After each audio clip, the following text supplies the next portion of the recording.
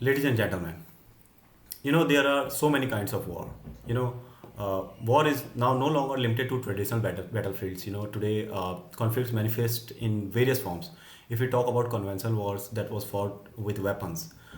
If we talk about cyber wars, that is fought with digital weapons, including infrastructure and attacking on the data. If we talk about proxy war, that was fought between the United States of America and Russia, that was on behalf of third parties without direct combat. So now we have a new kind of war that has emerged in this new era, that is called trade war. Like those between the United States of America and India, which involves economic retaliation through tariffs. So each type of war impact global peace differently, reminding us of the urgent need for diplomacy, cooperation, and conflict resolution in every sphere. So in today's topic, we will discuss the effect of those taxes on India and its economy.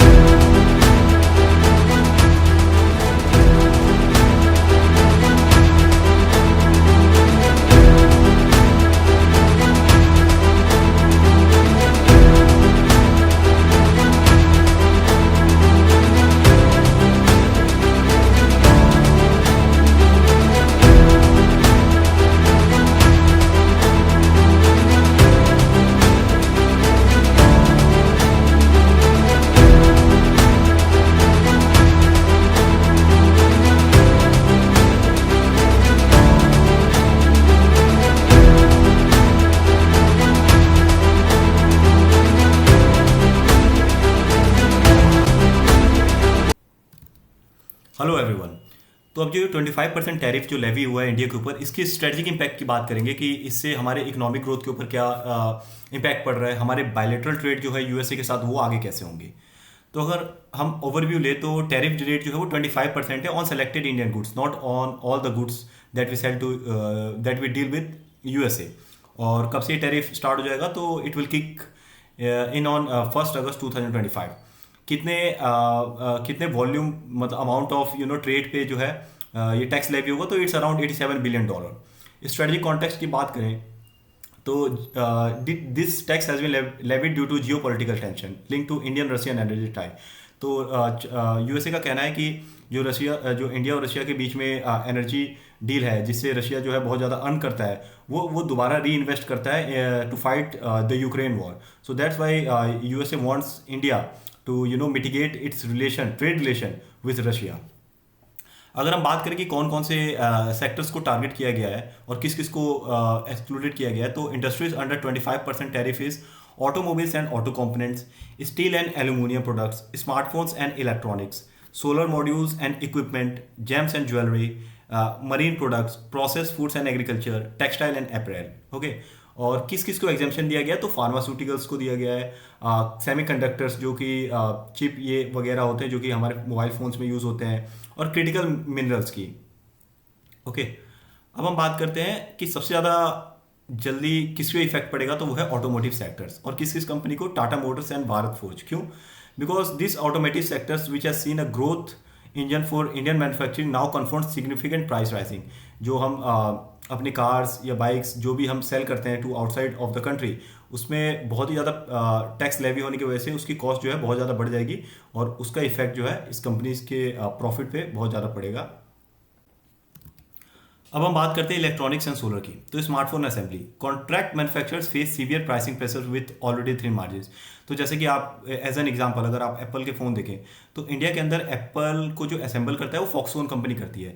तो Foxconn मान के चलिए assemble करने के बाद अगर वो USA में सेल करते हैं तो basically they will have to pay 25% tax. तो इनको इनका मार्जिन वैसे ही थिन होता है, अब और भी ज़्यादा इनको लॉसेस होंगे। Solar module production 2.5 billion annual export now face competitive disadvantage. Electronic manufacturers को भी बहुत ज़्यादा जो है वो कॉस्ट कटिंग करनी पड़ेगी, या फिर उनको, या अगर वो सेल करते हैं तो उनको लॉसेस जो है बहुत ज़्यादा फेस करना पड़ेगा।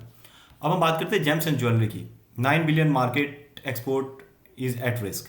सो इंडियंस जेम्स एंड ज्वेलरी जो है वो कंट्रीब्यूट करते हैं over 9 billion annually to US trade. Okay, और इनको जो है सबसे कम चैलेंजेस का सामना करना पड़ता है। क्यों? क्योंकि जो इंडियंस जेम्स एंड ज्वेलरी जो हम एक्सपोर्ट करते हैं वो बहुत ही स्किल्ड क्राफ्ट्समैनशिप से होके गुजरता है और ट्रेडिशनल टेक्निक से उसे बनाया जाता है, और it is one of the best in the world. Okay, so now they will have to face tax of 25%। अब हम बात करते हैं रीजनल इकोनॉमिक इम्पैक्ट की, कि किस किस रीजन में क्या क्या इम्पैक्ट होगा। तो अगर हम देखें तो हमारे जीडीपी पे इम्पैक्ट होगा -0.2 estimated reduction if tariff remains through out financial year 26। 4 जो है स्टेट्स अफेक्टेड होंगे, महाराष्ट्र, गुजरात, तमिलनाडु, कर्नाटका, और 60% of the MSME exposures, micro small and medium enterprises, small manufacturers जो होते हैं वो रिस्क पे होंगे। अब हम बात करते हैं स्ट्रेटेजिक एग्जाम्पशन, मतलब यूएस ने किस किस को सेक्टर्स को एग्जाम्पशन दिया है। तो वो है फार्मास्यूटिकल को, semiconductors has been spared, criticals mineral has been exempted. अब हम बात करते हैं कि कॉम्पिटेटिव लैंडस्केप, मतलब इंडिया का जो है इसके जो आसपास के रीजन के कंट्रीज है, जैसे चाइना हो गया, वियतनाम हो गया, बांग्लादेश हो गया, तो किसको बेनिफिट होगा, किसको लॉस होगा। तो ये कहा जा रहा है कि 25% tariff will leave us worse off relative to both Vietnam and China. मतलब हमें जो लॉसेस का सामना जो करना पड़ सकता है वो बहुत ज़्यादा करना पड़ता है as compare to Vietnam and China, who are the main countries we are competing against for investment and industrialisation.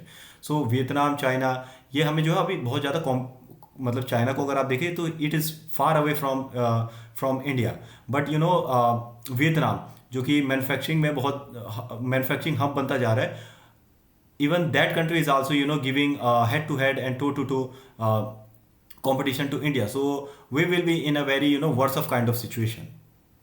अगर हम बात करें कि इंडस्ट्री रिस्पॉन्स स्ट्रेटजी, मतलब हमें इंडिया को क्या क्या ऐसी स्ट्रेटजी बनानी पड़ेगी ताकि हम इस जो ट्रेड वॉर है इससे अपने आप को बचा सके। तो मार्केट डाइवर्सिफिकेशन करना पड़ेगा, urgent exploration of European, middle east and southern Asian market. तो हमें यूएस से हटके यूरोपियन कंट्रीज में जो है वो ट्रेड को बढ़ाना पड़ेगा, या फिर मिडल ईस्ट कंट्री जैसे कतर हो गया, ओमान हो गया, सऊदी अरेबिया हो गया।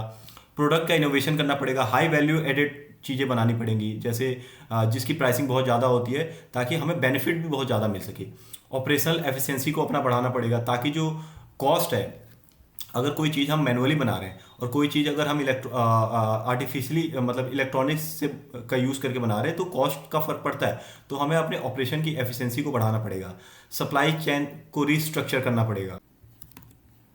अब हम बात करते हैं नेगोशिएशन आउटलुक की, कि डिप्लोमेटिकली हम कैसे इन चीज़ों को सॉर्ट आउट कर सकते हैं। तो जैसे अमेरिका का कहना है कि जो भी हम इंडिया जो है वो रशिया के साथ जो भी ट्रेड करता है, एनर्जी कंजम्पशन के लिए जो डील करता है, उससे रशिया को फ़ायदा होता है और वो यूक्रेन की फाइट में जो है उस पैसे को री इन्वेस्ट करता है। तो हमें अमेरिकन्स को ये समझाना पड़ेगा कि नहीं, हम जो करते हैं वो अपने बेनिफिट के लिए करते हैं, and we are seeing the benefit of our country as the same European and other countries sees the benefit. तो हमें इस ट्रेड टॉक में ये सारी चीज़ों को उनके आगे रखना पड़ेगा। और इंडिया और रशिया का जो ट्रेड टाइज है उसको भी हमें एड्रेस करना पड़ेगा ताकि हमारा जो रिलेशन का बैलेंस है वो यूएसए के साथ और रशिया के साथ जो है वो मेंटेन रखे। So diplomatically we will have to work on that. अब हम बात करते हैं इकोनॉमिक रिस्ट्रक्चरिंग अपॉर्चुनिटी की। तो ये टैरिफ से हमें क्या क्या चीज़ें सीखने को मिल रही हैं, कि कैसे हम आगे से इन सारे बैरियर्स को रोक सकते हैं। इस तरीके की अगर चीज़ें हमारी कंट्री के साथ हो तो कैसे हम उसे निकल सकते। रिस्ट्रक्चरिंग अपॉर्चुनिटी की, कि ये टैरिफ तो हमारे ऊपर जो है लेवी हो चुका है, लग चुका है, लेकिन इसे हम अपॉर्चुनिटी में कैसे कन्वर्ट कर सकते हैं, इससे हमें क्या फ़ायदा होगा। तो सबसे पहला होगा स्ट्रक्चरल रिफॉर्म्स होंगे, कि जो टैरिफ प्रेशर जो है may accelerate long needed competitiveness improvement and regulatory streamline. तो जो भी चीज़ें, मतलब जितनी भी कंपनीज है जो कि गुड्स एंड सर्विसेज को सेल कर रही हैं, ये अपनी कॉम्पिटिटिवनेस को बढ़ाएंगी ताकि इनको जो प्रॉफिट पहले मिलता था वो दोबारा मिल सके। तो ये लॉन्ग टर्म जो है ये एज अ बेनिफिट होगा to the companies that is facing loss right now.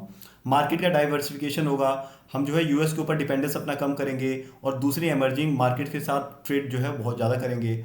Industrial upgrading भी होगी, push toward high value aided manufacturing and technologies की बात करें तो शॉर्ट टर्म में तो इसका इफेक्ट हमें देखने को मिल सकता है, जैसे कि 0.2 टू 0.5% ऑफ जीडीपी के ऊपर इम्पैक्ट आएगा।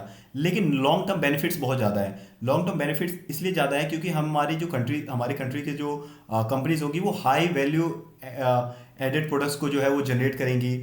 हमारा जो इंफ्रास्ट्रक्चर है, गवर्नमेंट जो है इंफ्रास्ट्रक्चर के ऊपर, लॉजिस्टिक के ऊपर और जो न्यू यूनिकॉर्न्स है उनमें बहुत ज़्यादा इन्वेस्टमेंट होगा।